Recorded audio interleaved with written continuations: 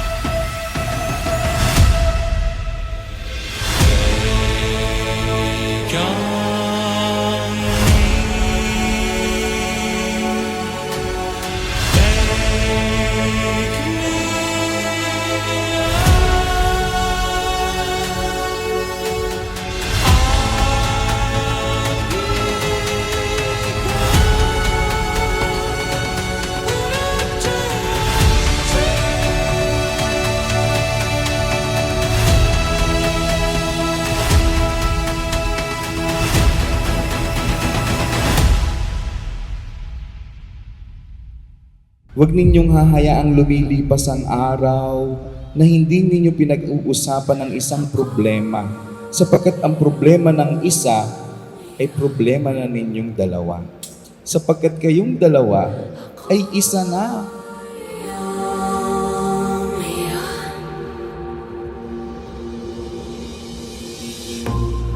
Oh, meron yata, yung iba. Pwede na buksan yan. Pwede nyo nang gamitin.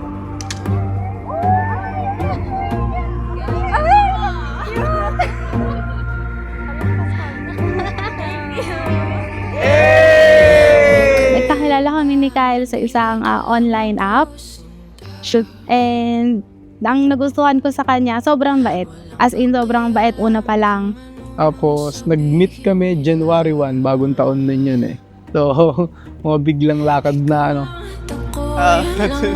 Hindi mo din nata alam eh.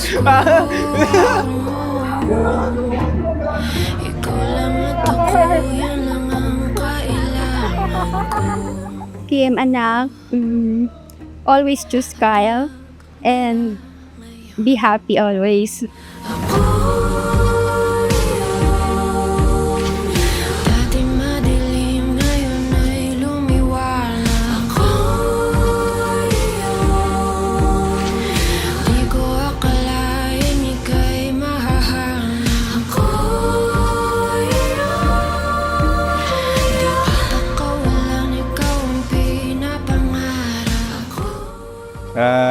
Congratulations na. Pagbutihin mo ang iyong bagong journey sa buhay. Sana maging maayos ang inyong pagsasama ng pangasama mo.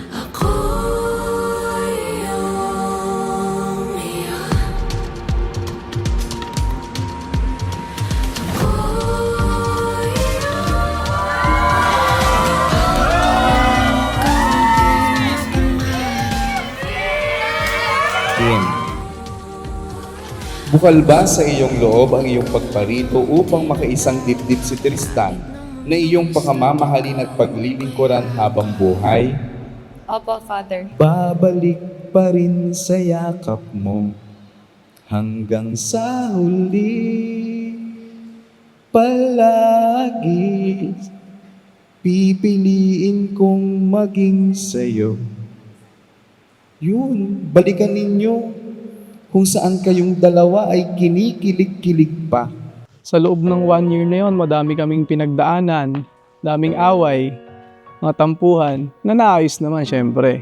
Kasi sabi nga nila, happy wife, happy life, di ba? Di man araw-araw na nakangiti, at ilang beses na rin tayong humihindi. Di na mapilang ang ating mga tampuhan. Pre, masayang-masaya si Daddy kasi finally kakasal na yung aking Tony.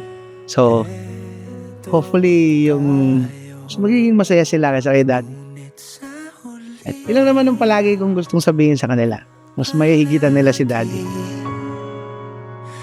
Pabalik pa rin sa yakap mo hanggang sa huli. Palagi. Congratulations! Sana magkaroon ka ng maayos na buhay. Maya pa iyakan. Nais kong malaman mo iyo ako. Palagi. And sa loob ng isang taon na kami ay kasal na, ang nakita ko kay Kyle sobrang pasensyoso. As in sobra. Kung sino man, hindi ko ma-imagine na kaya kong ibigay yung ganung patience sa kahit na anong bagay. Pero si Kyle talagang sobrang patient. And sa loob, while 1 year pa lang kami, madami na din talaga kaming napagdaan ng pagsubok. Yung hindi lang minor, talagang yung deal breaker ba kumbaga. Pero ayun, naging strong pa rin. Tapos ginusto pa rin namin magkaroon ng isang grand wedding, church wedding. Sa huli, palagi. Tristan, bukal ba sa iyong loob ang iyong pagparito upang makiisang tip-tip si Kim na iyong pakamamahalin at paglilingkuran habang buhay?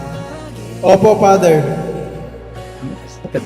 Piliin kong maging sa'yo, ulit-ulitin man. I love you so much. Mag-enjoy ka today. So ngayon parang nagsa-celebrate na lang tayo ng ating first year anniversary. And yun lang, sana mag-enjoy ka today. And I love you. Sa pagdating ng ating pilak at ginto, diamante may abutin. Ikaw pa rin aking bituin at tatangi kong dalangin hanggang sa huling siglo. See you in simbahan. Alam ko namang maganda ka na. So, I love you. Love you, honey. Babalik pa rin sa yakap mo hanggang sa huli. Palagi pipiliin kong maging sa'yo at ulit-ulitin man. Nais kong malaman Tristan, iyo. you may now kiss your bride. Palagi.